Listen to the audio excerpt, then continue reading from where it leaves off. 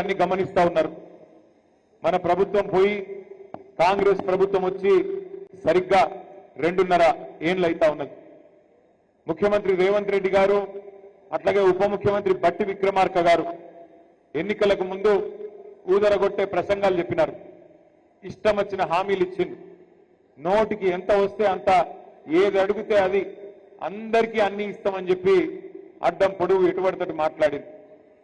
SC ఎస్టీలకు SC ST declaration, బీసీలకు BC declaration, రైతులకు రైతు డిక్లరేషన్, మహిళలకు మహిళా డిక్లరేషన్, మళ్ళా మీదికెళ్ళి ఒక 420 హామీలు, వాటి మీదకెళ్ళి 6 గ్యారంటీలు అని చెప్పి డబ్బా కొట్టి 6 గ్యారంటీలు 100 రోజుల్లోనే అమలు చేస్తామని చెప్పి పెద్ద పెద్ద మాటలు చెప్పి, అడ్డం పొడుగు మాటలు చెప్పి మొత్తానికి అధికారంలోకి వచ్చింది. కానీ మీరు మేడ్చల్లో మీరు నమ్మలేదు కాంగ్రెస్ పార్టీని, హైదరాబాద్ లో ఎవరు నమ్మలేదు. ఒక్క సీటు కూడా ఓఆర్ఆర్ లోపల ఒక్క సీటు కూడా కాంగ్రెస్ పార్టీకి ఇవ్వకుండా మీరు చైతన్యాన్ని ప్రదర్శించినారు. కానీ జిల్లాలలో మన అమాయక రైతు సోదరులు ఇంకా కొంతమంది సోదరులు రకరకాలుగా నమ్మి కాంగ్రెస్ పార్టీకి అవకాశం ఇస్తే ఇలా రేవంత్ రెడ్డి గారు ముఖ్యమంత్రి పదవిలో కూర్చున్నారు. ఏమన్నారు వాళ్ళు ఎలక్షన్లకు ముందు? 100 రోజుల్లో 6 గ్యారంటీలు అమలు చేస్తాం, 2000 పెన్షన్ 4000 చేస్తాం, 100 రోజుల్లోనే చేస్తాం, అత్తకు 4000 ఇస్తాం, కోడలకు 2,500 ఇస్తాం, మహాలక్ష్మి పథకం పెట్టి నెలకు 2,500 చొప్పున ఈ రాష్ట్రంలో ఉండే 1,68,00,000 మంది ఆడపిల్లలకి డబ్బులు ఇస్తాం. లగ్గం చేసుకుంటే కేసీఆర్ ₹1,00,000 ఇస్తుండు, మేము తులం బంగారం ఇస్తాం. చదువుకుంటే ఆడపిల్లలకు స్కూటీలు ఇస్తాం. 10వ తరగతి పాస్ అయితే 10,000 నెలకు, 12వ తరగతి పాస్ అయితే 15,000, డిగ్రీ పాస్ అయితే 25,000, పీజీ చేస్తే 1,00,000, పిహెచ్డి చేస్తే 5 లక్షలు. ఇట్లా ఆషాఢం సేల్ లెక్క ఇష్టం వచ్చిన బంపర్ ఆఫర్లు ఇచ్చుకుంటా తిరిగింది. ఇష్టం వచ్చినట్టు మాట్లాడి ఓట్లు వేయించుకున్నారు.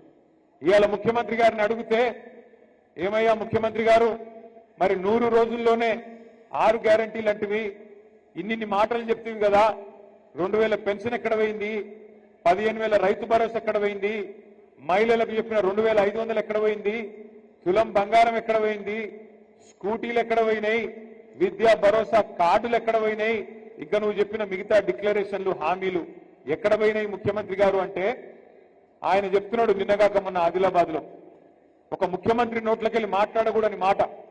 ఏమంటాడు? ఎంత కండలు తిరిగిన వస్తాదైనా, ఎంత కండలు తిరిగిన పహల్వానైనా 3 నెలల్లో పిల్లలు పుట్టియలేడు కదా అంటాడు ముఖ్యమంత్రి గారు.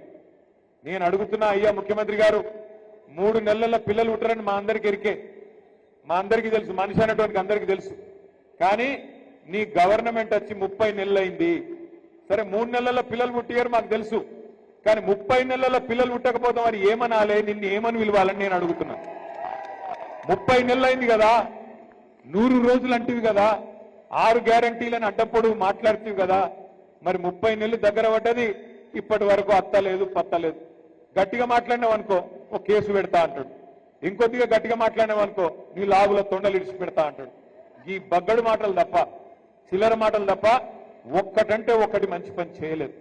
ఇప్పుడే మల్లారెడ్డి గారు చెప్తా ఉన్నారు, సోదరుడు జక్కా వెంకరెడ్డి గారు చెప్తున్నారు, మన ప్రభుత్వం ఉన్నప్పుడు గరీబులను కడుపులో పెట్టుకొని చూసుకున్నాం. మన ప్రభుత్వం ఉన్నప్పుడు ఎవరైనా తెలుసో తెలియకనో ఆడనో ఈడనో గవర్నమెంట్ జాగాలు ఇల్లు కట్టుకుంటే వాళ్లకు అవకాశం ఇచ్చి వాళ్లకు ఆనాడు పట్టాలు ఇచ్చినాం.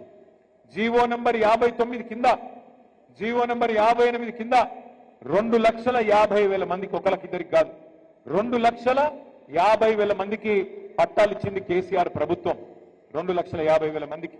అట్లాగే హైదరాబాద్ మహానగరంలో 1,00,000 డబుల్ బెడ్రూమ్ ఇల్లు కట్టుకున్నాం. ఇట్లా మనం మంచి పనులు చేసుకుంటూ పోయినాం. 200 పెన్షన్ను 2,000 చేసుకున్నాం. ఆడపిల్ల పెళ్లి చేసుకుంటే కళ్యాణ లక్ష్మి పేరు మీద ఒక మేనమామలాగా 15 లక్షల మంది ఆడపిల్లలకి 1,116 రూపాయలు కేసీఆర్ గారు పెట్టిండు. అట్లాగే ఆడపిల్ల కడుపులో మరి ఒక బిడ్డ పడితే అమ్మ ఒడి అని పెట్టి ఇంటికాడ కారులో ఎక్కించుకొని దవాఖానకు తీసుకుపోయి దవాఖానల ప్రసూతి అయితే సర్కార్ దవాఖానల కేసీఆర్ కిట్ ఇచ్చి, ఆడపిల్ల ఉడితే మహాలక్ష్మి ఉట్టిందని చెప్పి 13,000, మగపిల్లగాడు ఉడితే 12,000 రూపాయలు. ఇట్లా ఒక మానవీయమైన పద్ధతిలో అందరినీ మంచిగా చూసుకున్నాడు కేసీఆర్ గారు. అట్లాగే ప్రాజెక్టులు కట్టిండు, రోడ్లు కట్టిండు, మున్సిపాలిటీలు బాగా చేసిండు, గ్రామాలు బాగా చేసిండు. కాబట్టే భూముల ధరలు కూడా పెరిగినాయి. మీ రంగారెడ్డి జిల్లాలో, మేడ్చల్ జిల్లాలో, హైదరాబాద్ చుట్టూతా బ్రహ్మాండమైన రియల్ ఎస్టేట్ భూమి వచ్చింది. మళ్ళీ ఇవాళ ఏమైంది ఆలోచన చేయండి మీరు. ఇవాళ పరిస్థితి ఏంది? పూర్తి స్థాయిలో రియల్ ఎస్టేట్ డామ్ అన్నది. పైసలు లేవు మార్కెట్లో ఇవాళ దగ్గర. వీళ్ళు ఇండ్లు కట్టుడు కాదు, కూలగొట్టుడే ఉన్నది. హైదరాబాద్ లో ఒక్క ఇల్లు మంజూరు చేయలే కొత్తది, కానీ కొన్ని వేల ఇండ్లు బుల్డోజర్లు పెట్టి కూలగొడతా ఉన్నాడు రేవంత్ రెడ్డి. చూస్తా ఉన్నారు మీరు. ఒకరోజు అమీన్పూర్ లో, ఇంకొక రోజు కుకట్పల్లిలో, ఇంకొక రోజు ఇక్కడ సాయి ప్రియ లేఅవుట్ లో, ఫిర్జాదిగూడలో, ఎక్కడో దగ్గర బుల్డోజర్ పెట్టుడు, గరీబోళ్ళ ఇండ్లు కూలగొట్టుడు తప్ప ఒక్క మంచి పనన్నా చేసిండా? దయచేసి ఆలోచన చేయండి. ఇక్కడికి వచ్చిన మిత్రులను, ఈరోజు పార్టీలో చేరుతున్న మిత్రులను నేను ఒక్కటి కోరుతా ఉన్నా. మనం ఇవాళ కొట్లాడుతున్నది అధికారం కోసం కాదు. మనం కొట్లాడుతున్నది మన కొత్తగా ఏం కాదు అధికారం. 10 ఏళ్ళు అధికారంలో ఉన్నాం. కానీ ఇవాళ కష్టపడి